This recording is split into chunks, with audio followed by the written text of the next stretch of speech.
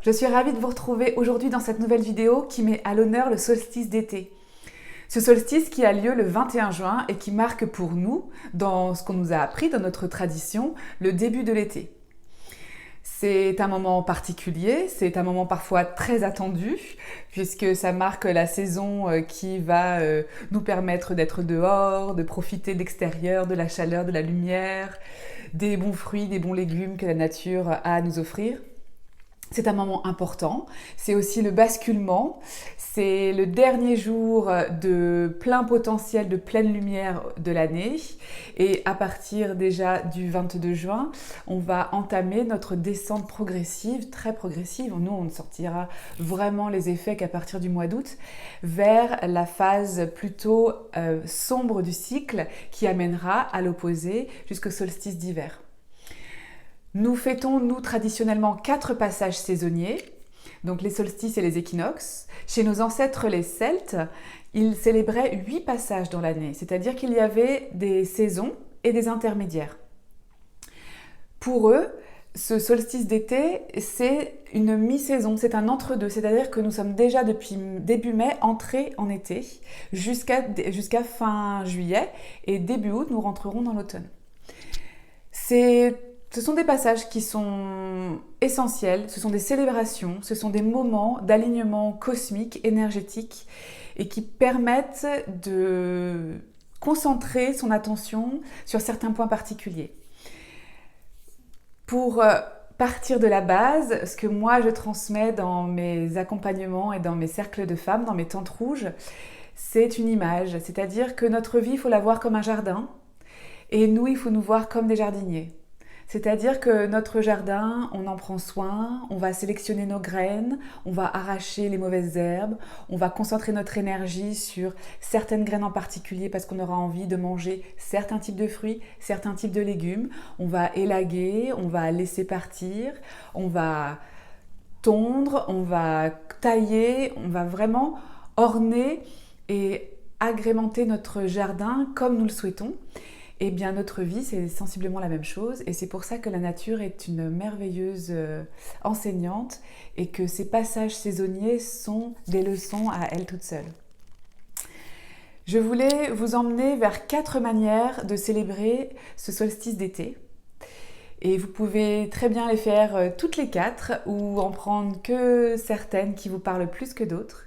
Mais je voulais vous proposer des univers ou des manières de faire qui vont vous permettre d'optimiser et de profiter au maximum de ce que la vie nous offre là, avec ce passage.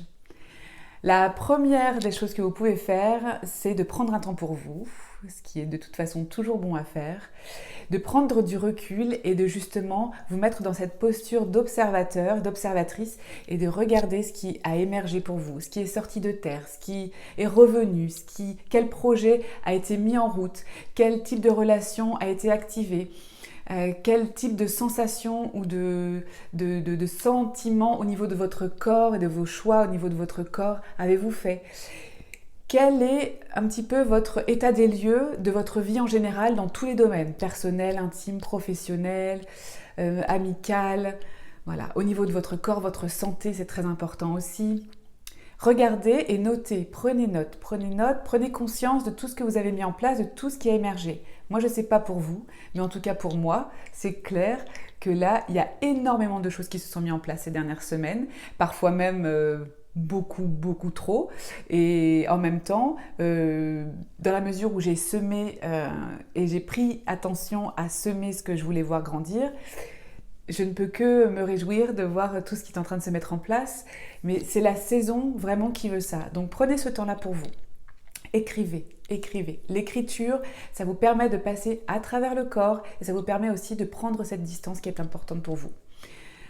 Ensuite, la deuxième manière de profiter de ce solstice, c'est d'être dans un état de gratitude. Remercier. Déjà, remercier la première personne grâce à qui vous en êtes là aujourd'hui, c'est vous. Remerciez-vous. Remerciez les choix que vous avez faits. Remerciez l'énergie que vous avez déployée pour que certains projets voient le jour. Remerciez-vous d'avoir eu le courage parfois de laisser partir certains projets, certaines relations, certaines choses qui ne vous servaient plus. Remerciez-vous tout simplement d'être qui vous êtes, là où vous en êtes, de faire de votre mieux et d'avoir été l'acteur, l'actrice de ce que vous allez pouvoir récolter bientôt. Remerciez la nature. Remerciez la nature pour tout ce qu'elle vous apporte. Là, ça y est, on commence à percevoir dans les potagers les fruits, les baies, les légumes, et ça va être de plus en plus important. Cette nature, elle nous donne la nourriture, elle nous donne l'air, elle nous donne l'eau, l'eau fraîche dans laquelle on peut aller se baigner tout l'été. Ça va être merveilleux. Remerciez cette nature. Elle nous donne tout sans que forcément on la remercie. Et c'est grâce à elle que notre corps physique, à lui, notre corps humain, peut nous amener le plus loin possible dans cette vie. Et remercier, après, comme vous le nommez, Dieu, l'univers, la vie, peu importe ce qui a du sens pour vous, mais remercier quelque chose de plus grand et quelque chose qui, en entendant vos intentions, en entendant vos choix, en entendant vos engagements, vous a envoyé exactement les épreuves, les expériences, les relations, les opportunités qui pouvaient vous permettre d'accéder à ce que vous vouliez ou d'accéder à ce que vous aviez besoin de vivre pour pouvoir dépasser une situation et de vous projeter au-delà dans votre évolution personnelle. La troisième piste que vous pouvez explorer pendant ce solstice, c'est de vous projeter. Quand je parle de projeter, je vous dis, imaginez-vous dans 6 mois. Dans 6 mois, nous serons arrivés au solstice d'hiver. Le solstice d'hiver, c'est tout l'opposé du solstice d'été. C'est le moment, on peut imaginer, comme la nouvelle lune, ou comme nous les femmes au moment des saignements, une période plutôt de repli, d'introspection. On est plutôt enfermé sur soi. On est dans le silence, dans le calme de l'introspection. On a observé tout le cycle qui vient de se passer. On a récolté. Et après, c'est le moment pour pouvoir choisir les graines et recevoir aussi la bonne information de l'orientation à prendre. Et comment vous avez envie de vous sentir dans 6 mois? Qu'est-ce que vous avez envie de voir fleurir pendant ces 6 prochains mois? Comment vous vous imaginez dans votre santé, dans votre corps, dans votre vie, dans vos relations? C'est très important de se projeter. Au même titre que quand, et je parle en connaissance de cause puisque je viens de passer une dizaine, au même titre que quand on passe un cap au niveau de l'âge par exemple, ou quand on passe un cap comme par exemple les menstruations, le fait de devenir parent, la ménopause chez les femmes, quand on passe ces caps importants de vie, c'est essentiel selon moi de pouvoir se projeter et de s'imaginer dans le futur. Parce que ça nous permet de déterminer des choix qui vont amener des actions et des actions qui vont amener des résultats. Donc imaginez comment vous avez envie d'être dans 6 mois, au moment du solstice d'hiver. Écrivez dans tous les domaines de votre vie ce que vous avez envie de voir. Et allez-y, vraiment, ne vous limitez pas surtout. Et la 4e manière que vous pouvez utiliser pour profiter de ce solstice, c'est de célébrer. C'est d'amener de l'énergie, de la joie, du contentement, du réjouissement, du bonheur, de la vibration. Mais faites quelque chose qui vous fait du bien, qui vous parle, qui vous met dans un état au-delà du bien-être. Ça peut être d'aller danser, ça peut être d'aller chanter, ça peut être de retrouver des amis, ça peut être d'être avec votre amoureux, ça peut être de faire quelque chose de particulier avec vos enfants, ça peut être de bivouaquer dans la nature, ça peut être d'aller prendre un bain de mer. Quoi qu'il en soit, célébrez ce passage et célébrez-le en conscience. Une fois que vous avez fait tout ce processus de prendre connaissance et conscience de ce qui est en train d'émerger chez vous et de ce qui va donner ses fruits, de tout le résultat de votre travail, célébrer, c'est une manière d'honorer aussi. Et c'est une manière de faire consciemment le pas, de remercier, d'être dans la gratitude, d'être dans la joie et d'amener encore plus de joie.